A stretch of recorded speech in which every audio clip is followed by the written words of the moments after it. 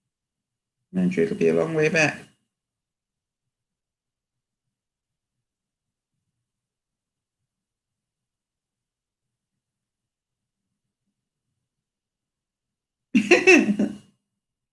It's a waste of time, right?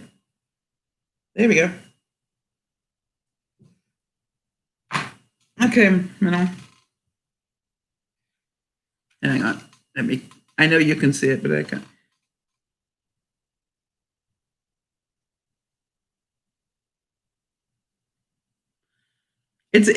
I really encourage you to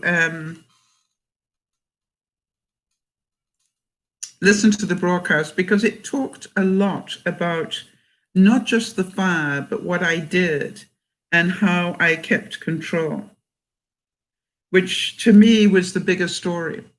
Enough that the firemen and the EMTs, everybody just went, wow, do you normally handle this sort of stress this way?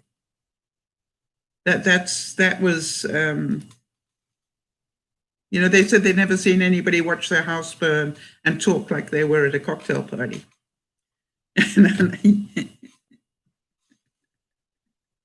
Okay, so how many of you, what would make you feel good this year? I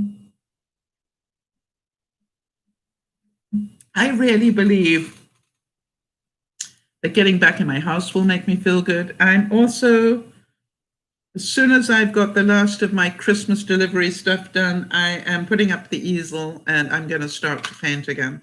And not that I have time, just because I think it'll be good for me to just start creating again.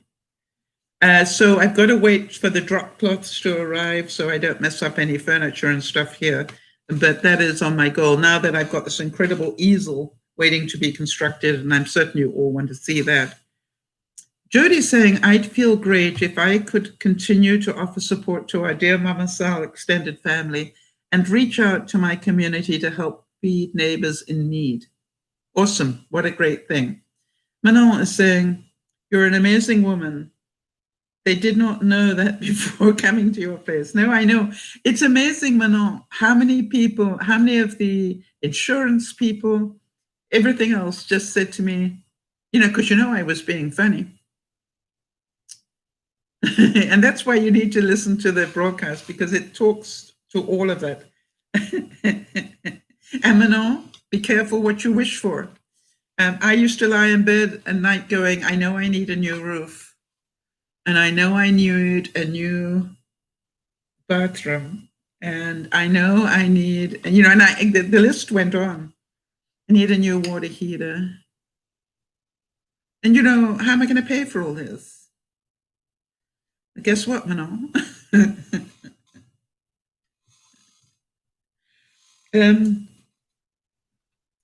Jody is treating herself to an online art class. Isn't that wonderful? At last. Well done.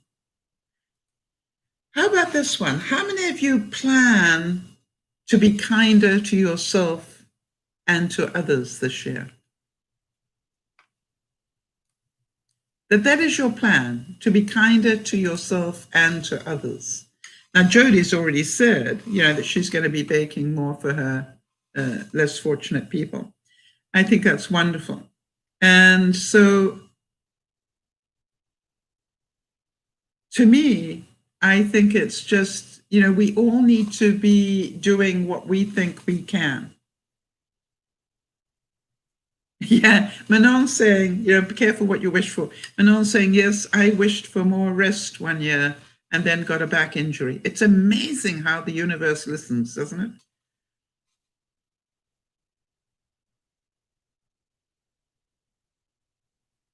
Yeah, Jody definitely has been wanting to do that art class for the longest time. So the thing is this, Jody, you understand this is not a luxury for you. This is actually part of your mental health. Make sense?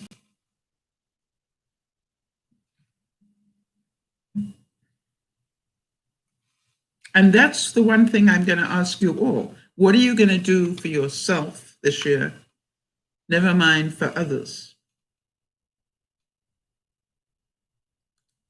How about this one? What can you do with less of this year? What comes to mind when I say, what could you do with less of? To me, the answer would have to be food.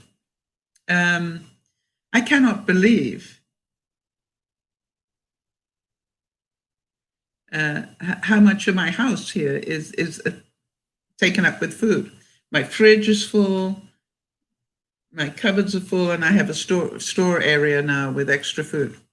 And so what I think I'm going to do, because it's important to me, is I'm going to take all the Christmas type stuff out of my cupboards. All right, anything that's chocolate and marshmallows and stuff that, cake mixes, stuff like that. I'm going to put it all into a box. I'm not going to throw it away, but I'm going to put it into one box that's called baking. And I'm quite interested to see how big that box needs to be. And then it will leave me with the core stuff. And the other thing is that my fridge is being replaced on Monday. And I lost quite a lot of stuff because my freezer went bung on me. But I've realized as well that I need to be more aware of what I'm cooking. Yesterday, I decided I really hadn't had pork tenderloin for a long time. So on my way back after visiting my home, I stopped in and bought some pork tenderloin. And one of the things I have learned this year, how about you guys? What have you learned this past year? One of the things that came out of the fire learning was that this new place where I'm presently staying has a little Dutch oven. It's about this big. Yeah, a round one. Boy, that's a useful instrument to have in your kitchen. What I find I do is I cook meals in that Dutch oven. I literally will put some meat in there and some, vegetables, and because I can put it all in one place and just put the lid on it and let it simmer away quietly. And then when I'm ready, I literally will let it slow cook in this Dutch oven. And then when I'm ready, I've got this incredible meal that I've done very little work for. And I do the prep for that in the morning. When I do my meal prepping, I do all the dinner prepping at the same time. So anyway, so yesterday I bought these, a pack of 2 pork tenderloins. And boy, that was so good to eat. And it ended up with about, I think about 8 portions left after I had my meal last night. Pretty big. Okay, this is just a small one. Do you want me to show you, Jeannie? Because I'll go and get it for you if you'd like to see it. But this is ideal for feeding, I would think, 1 or 2 people.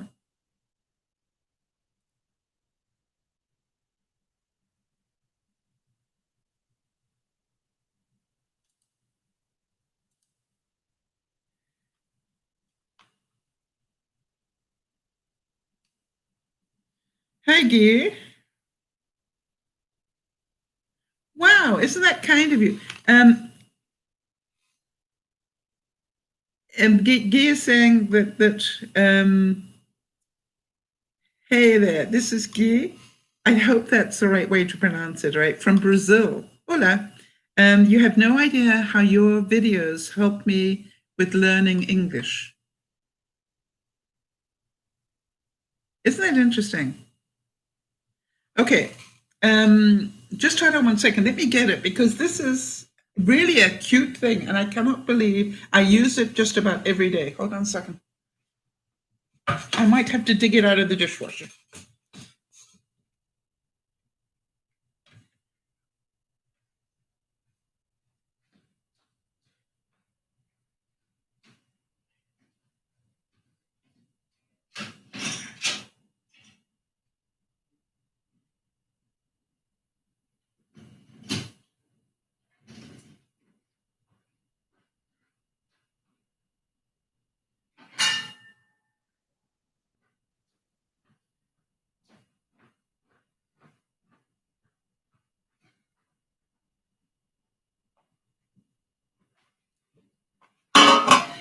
Okay, here we go. All right, Jeannie, so it is this big. Okay, about 8 inches across. I think that is, right? And it's just a regular old-fashioned type one with a lid. And all I do is I bring it up to temperature at medium, and then once it's bubbling a little bit, I turn it right down to low. And the low will just keep it simmering for as long as I want it to. And I'm not joking, I use it every day, just about. I cook in it, I fry in it, I've even baked bread in it just as an experiment. Oh, that doesn't belong there. All right, so brand, I have no idea, it doesn't say. But it's just, one of those blue, you probably can't see the color well here. Hang on a second. You see the color of it? It's blue, not black.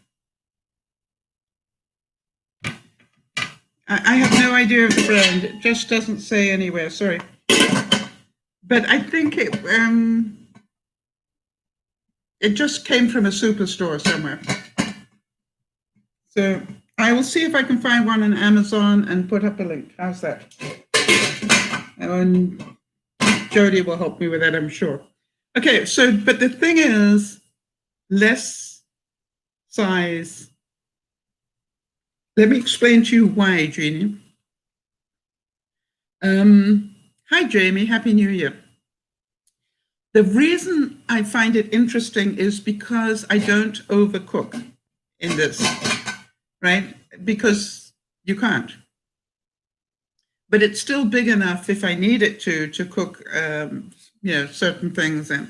So I just do a little meal every day on it, and it's just, I found it really interesting. How many of you will do with less meat this year? I've definitely noticed that I am gradually reducing the amount of meat. Whereas 2 years ago, I would have a steak like this. Now I have a steak like this. Probably a third of what I was eating 2 years ago. When I have chicken, if I have a chicken breast, 2 years ago, I'd have a chicken breast. Now I have I have a portion of chicken breast. And so what I encourage us all to do is, if we can all minimize the amount of meat we eat, we will also improve the environment, obviously. And so I was thinking about that, if we all took one step to helping the environment, it would be a really good idea. My next question about the new year: what brings you the most joy? And how are you going to do more of that? It is really funny because I realize that talking to you guys 3 times a week brings me great joy, all right? Because I really get a sense that it helps people, and I get a sense that it is worthwhile, and that we never know, who's listening in the background. And that is wonderful. All right, so Manon's saying she's drawing again and being creative. Very important for your mental balance, Manon. Very, very important. Yes, and Jeannie's saying York and I ate a small portion of duck breast for New Year. Yes, and that's what I think, we can all look at. My big goal, and my big long-term goal, and it might not happen this year or even next, is to get to be overweight. Can you imagine? That's my goal. I don't want to be obese anymore. I want to be overweight, but I don't want to get sick to do it. Listen up there. I just want to be able to exercise and eat my way intelligently down. And that way I will obviously also control my blood sugar better as well. And so, it's interesting because I'm doing what I can, one step at a time. And, I'm not joking. It was horrific to see what moving away from my house did to my weight. Wait a second.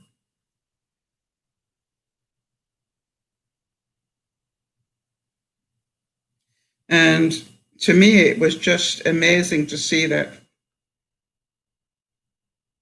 And sometimes you just got to see these things to understand. We don't think it has an impact on us, but it does. Hold on one second. Somewhere here I've got that.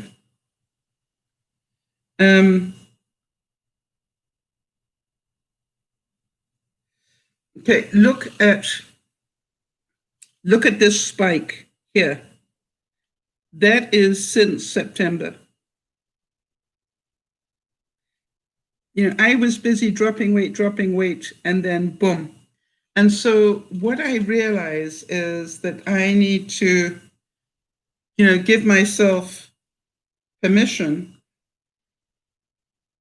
to just, I know what to do, I just need to do it, and I need to do it consistently.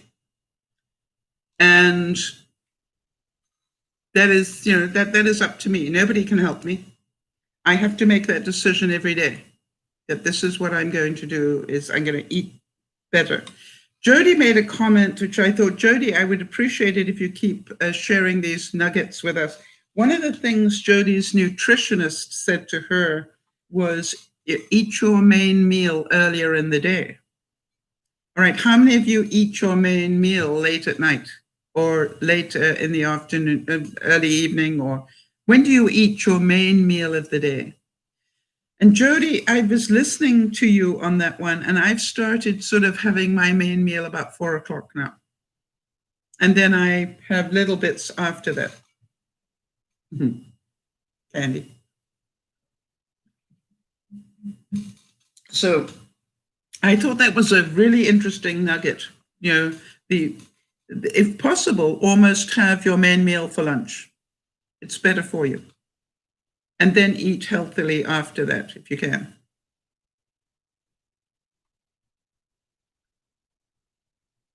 Manon saying her nutritionist told her to give up jam and sugar for breakfast. They make sugar-free jam. Did you know that, Manon? Yes, Jeannie's saying, I try to sometimes eat my main meal near noon. Less at night. That's a good thing to do. Yeah, it is very hard to do. So what I found, I don't know if you have the equivalent. You could make your own, actually, Manon. Google homemade sugar-free jam. And I think it is just like raspberries or strawberries, a little bit of lemon juice, and there's something else, I can't remember what it is, but you just literally put those in a blender, like you're making a smoothie, and keep it in the fridge. And so you've got just the natural sugars of the fruit, that's all.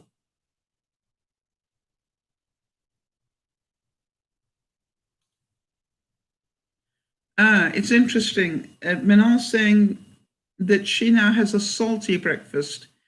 I can have an apple. Okay, so Manon, what is your salty? I can't have a salty breakfast because of my age and heart issues that I would have if I had salt. Yes, Judy's saying her favorite meal is breakfast. Having an egg helps curb hunger. Yes, I've definitely, any protein helps curb hunger pretty well. And I found that, making sure I'm actually eating more protein, even though there's part of a warning sign that keeps going off in my head that goes, protein is bad for the heart. And, I guess Jody will have some input on that one, because I spent a lifetime hearing that cheese and eggs and butter and, all these sort of things are bad to have. And now we're hearing maybe not. Manal saying the salty thing, she has a sandwich with ham and a slice of cheese and bread. It's amazing that that's better for you. All right. So I allow myself one slice of my homemade sourdough for breakfast, and I put either jam without sugar on it, sugar-free jam, or I have some peanut butter, or I have some Marmite. I'm a Marmite fan. I grew up in England. What can I say?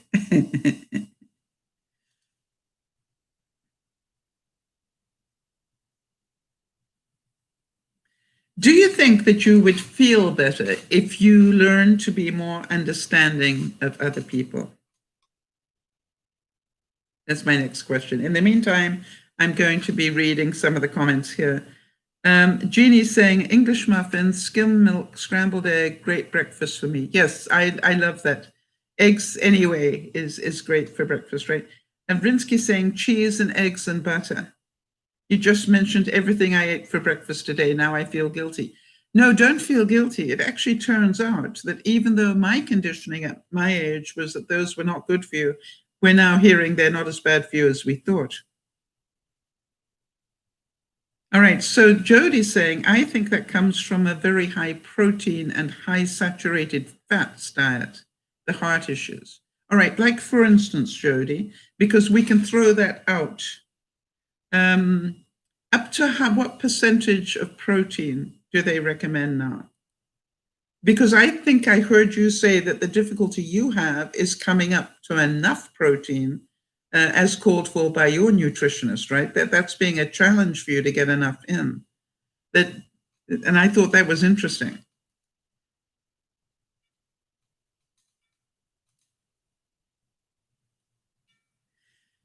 And here's another question for you. How many of you would like to lower your carbon footprint? Would you feel better if you did lower your carbon footprint?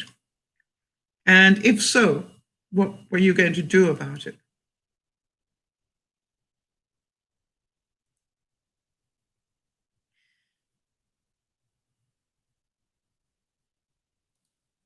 Yes, Manon is saying, personally, I did not have enough protein. Exactly. Jody found that out as well. No, you were right the first time. Manon, you did it right the first time. And Jody found that as well, and I think most of us. So we know that we need to have probably more things like yogurt and eggs and meat, but we need to spread it over those different things. Nuts, really vary what we're having.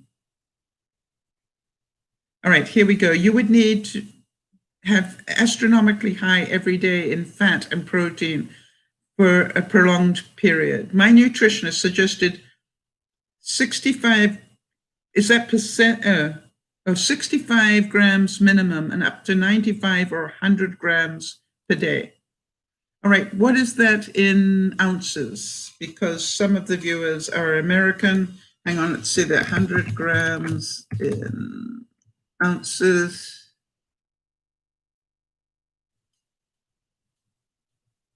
Okay, it's only 3.5 ounces, right, for those people who speak American.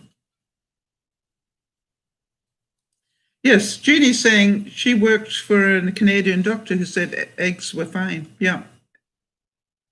So protein spares muscle, increases metabolism. Spares muscle? Is that a typo?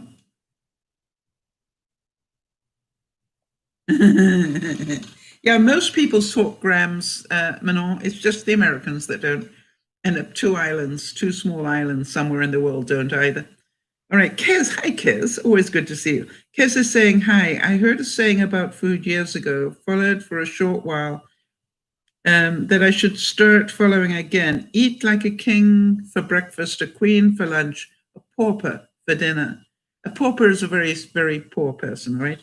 And we should eat lunch carbs because we're most, yes, because we're most active. So the earlier in the day, if you're going to have carbs, have them early in the day. That's a really good idea. And that's why I have a slice of bread first thing in the morning, because I know I've got all day to work through it. I'm just going to stop eating the homemade chocolates at night. All right, so protein helps keep muscles from deteriorating. Another interesting fact I found out from doing the Wii. Did you know, I didn't know this, that as we age, I know some of you are not my age, but as we age, we lose strength from the toes up. All right, you're going to, when I say the toes up, in other words, you don't just lose use of your body all over. You will lose the ability to use your legs before you lose the ability to use your arms. Did you know that? So one of the most important things we can do is to keep the blood flowing and the muscles working in our lower half. All right? Not, but the interesting thing is cardio pushes, blood through everything anyway. So that's a really good thing. So my sort of balance at the moment is that I'm getting enough going that it's causing all my muscles, just standing for 3/4 of an hour doing this. Right? I want to tell you something. I can feel it. I can actually feel my calves getting tired, even though I'm not running. It's just like, it's amazing. Now then, here's an interesting thing. How many of you want to use less plastic in 2021? And the reason I wanted to mention this is I came across a little factoid that I thought was amazing. No, Jeannie's asking, am I doing Chinese tonight? No, I do that on Sunday night, Jeannie, not Friday. If you're thinking about using less plastic, have you considered your clothes? I read a really interesting thing about our clothes this week. And let me first of all start with this. And it says, fleece is made from recycled plastic bottles and petroleum, and without a doubt makes material highly flammable. We know that. But it's comfortable and lightweight and water resistant. So we love it, right? Fleece. However, what I discovered this year, hang on, let me get this up so I can read it. Just bear with me. Listen to this, people. I read this year that a recent study from the University of California in Santa Barbara and funded by Patagonia found out that on average, synthetic fleece jackets release about 1.7 grams of microfibers in each wash, or as many as 250,000 synthetic fibers, and that older jackets shed almost twice as many fibers as new jackets. Even when companies use recycled plastic to make their fleece, research indicates that plastic might ultimately end up in the oceans. How many of you are going, really? Had you thought about that? Think about, I'm pretty sure that this is made with some synthetic fiber in it, but every time we wash, some of that plastic of the synthetic is getting washed out as microplastics into the oceans. I didn't realize that. Very important, right? To see that we don't even realize that we're pushing it. And by the way, it's already so fine that the fish are going to inhale it very easily. And by the way, that means that we will be inhaling it too. I've got a lot more on this broadcast, but apparently I've just run out of time. So I will continue this evening.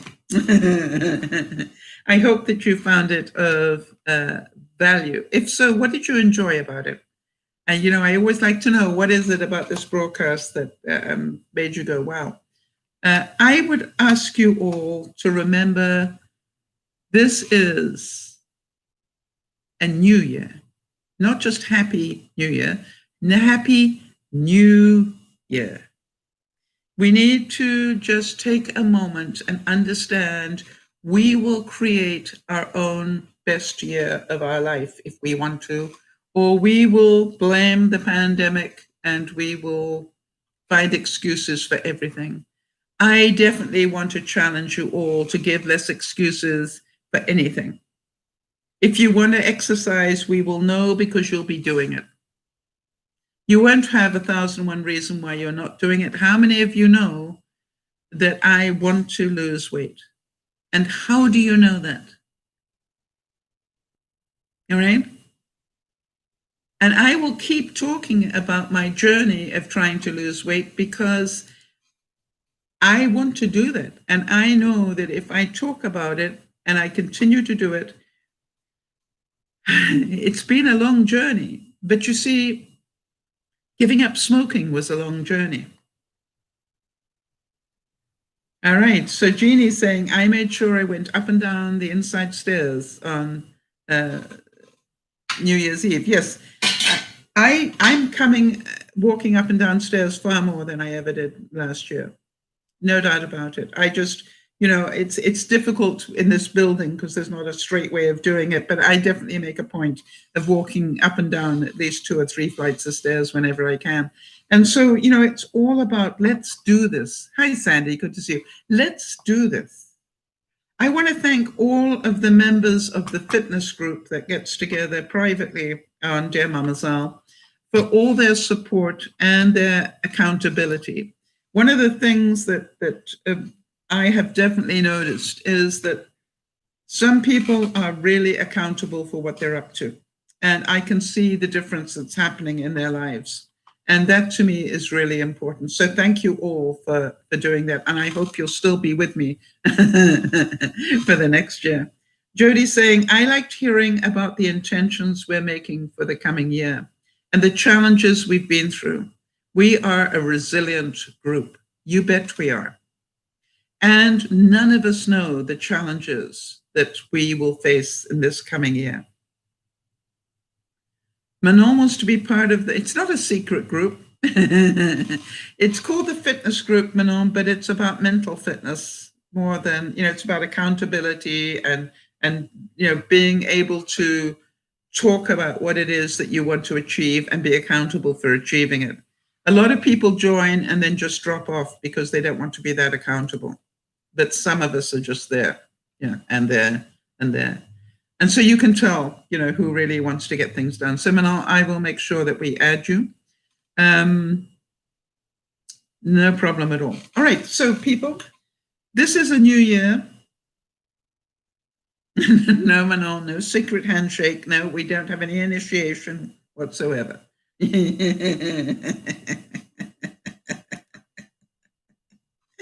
I love you.